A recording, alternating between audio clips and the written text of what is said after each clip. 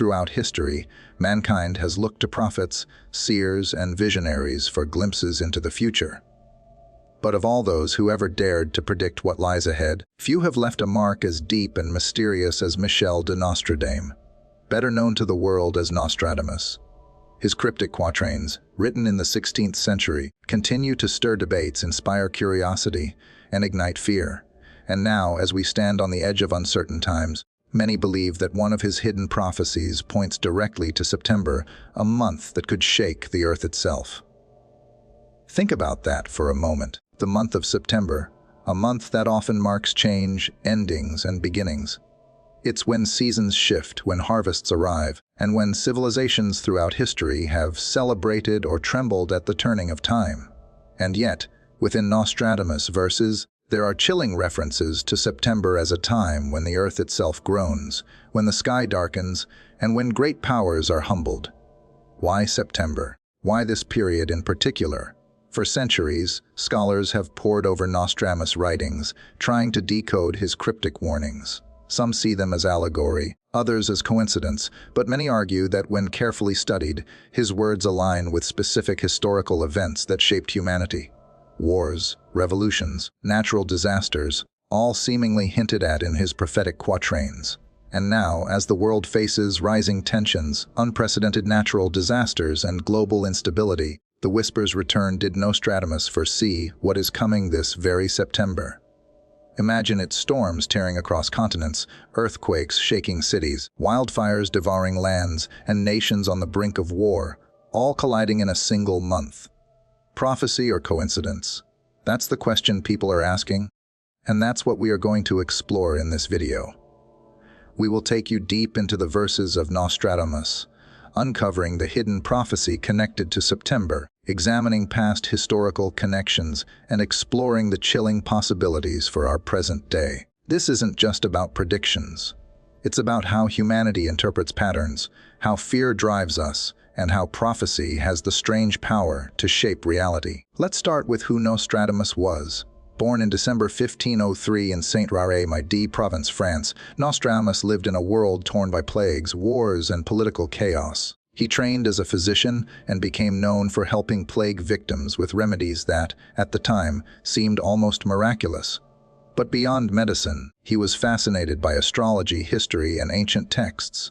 He began writing his quatrains, 4-line verses, that were deliberately coded, filled with symbolism, and often written in a mix of French, Latin, Greek, and Occitan.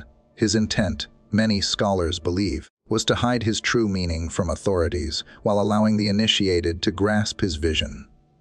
Among his hundreds of verses, scattered references appear to certain months and time periods, cryptic mentions of September, harvest moons, and trembling lands. When paired with today's events, some believe these references take on terrifying new clarity. For example, one quatrain states, "In the 7th month, a great king shall fall.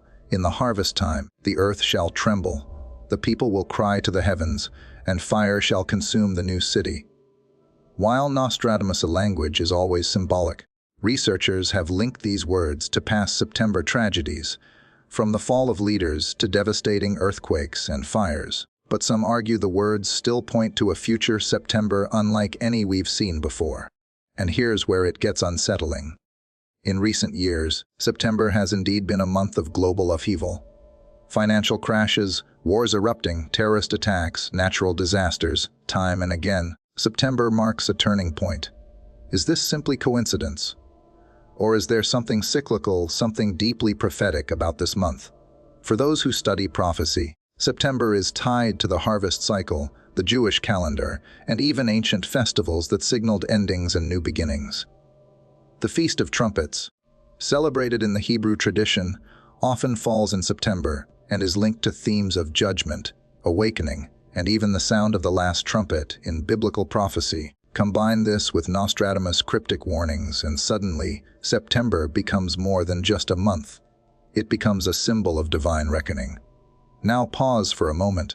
Imagine the earth trembling beneath your feet, buildings swaying, people panicking as the ground itself seems to roar. Picture wildfires so massive they turn skies blood red, hurricanes so violent they erase entire coastlines, and wars breaking out as nations blame one another for chaos. That fear, that uncertainty, it's exactly what Nostradamus' prophecies stir in people. But is fear the whole story? Or is there something deeper hidden in his words? Something that could help us prepare, not just tremble. In this series, we'll decode the prophecy, explore the science, and connect the dots between history and today's headlines. We'll ask the haunting question, what if September truly is the month when the earth shakes, when prophecy comes alive, and when humanity faces a test unlike any before? But to understand why September carries such a mysterious and heavy energy in Nostradamus' quatrains, we must look beyond mere dates. September has always been a month of transition, bridging summer into autumn, harvest into preparation, warmth into the coming cold. Ancient civilizations viewed September as a season of endings and beginnings, a cycle of life and death woven into the earth itself. Nostradamus, steeped in both astrology and history, would have recognized this pattern. For him, September was not just a calendar month, it was a cosmic marker. In one of his writings, there is a reference to the 9th month, when fire and earth shall clash, and nations shall tremble as under a storming sky. Many scholars interpret this as a symbolic warning, fire representing war, earth representing natural disasters, and the 9th month being September, when these forces collide. Imagine for a moment the resonance of such words in our world today, fires ravaging forests, earthquakes shattering cities, nations standing on the brink of conflict. Suddenly, Nostradamus' warning doesn't feel like a relic of the past. It feels eerily current. Some researchers believe Nostradamus wasn't only predicting specific disasters, but signaling a greater spiritual awakening. They suggest that September would bring not just physical shaking of the earth, but a shaking of human conscience, a test of values, a moment when humanity must choose its path: unity or division, peace or destruction. It's almost as if his prophecies invite us to look inward as much as outward, to prepare not only our homes but our hearts. And let's not forget how history aligns with his warnings. September has indeed been a stage for global turning points. The beginning of World War II in September 1939, the September 11 attacks in 2001, financial crashes, and political upheavals, all seemingly converging in this fateful month. While skeptics call it coincidence, others see a hidden rhythm, a prophecy unfolding slowly with each generation. Think about it, could Nostradamus have encoded September as humanity's alarm clock, ringing again and again until we finally awaken? As we journey deeper into Nostradamus' writings, we find that his visions often carry dual meanings. He spoke in riddles, cloaking his insights in poetry so that only the attentive could unravel them. One particular quatrain reads, "From the sky shall come a great fire, burning with iron hail, shaking the land of the west in the 9th month."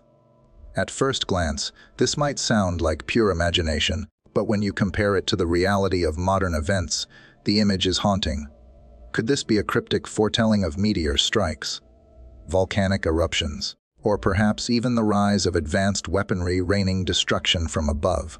The ambiguity is what gives his prophecies their lasting grip on human imagination. September's reputation in the prophecies doesn't end with natural calamities.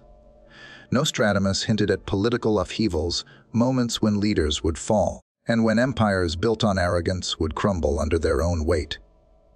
The timing, he implied, would align with the 9th month, as though September marked the stage for destiny to take center place. Look at history. Governments overthrown, revolutions sparked, alliances tested, treaties broken, all during this transitional month.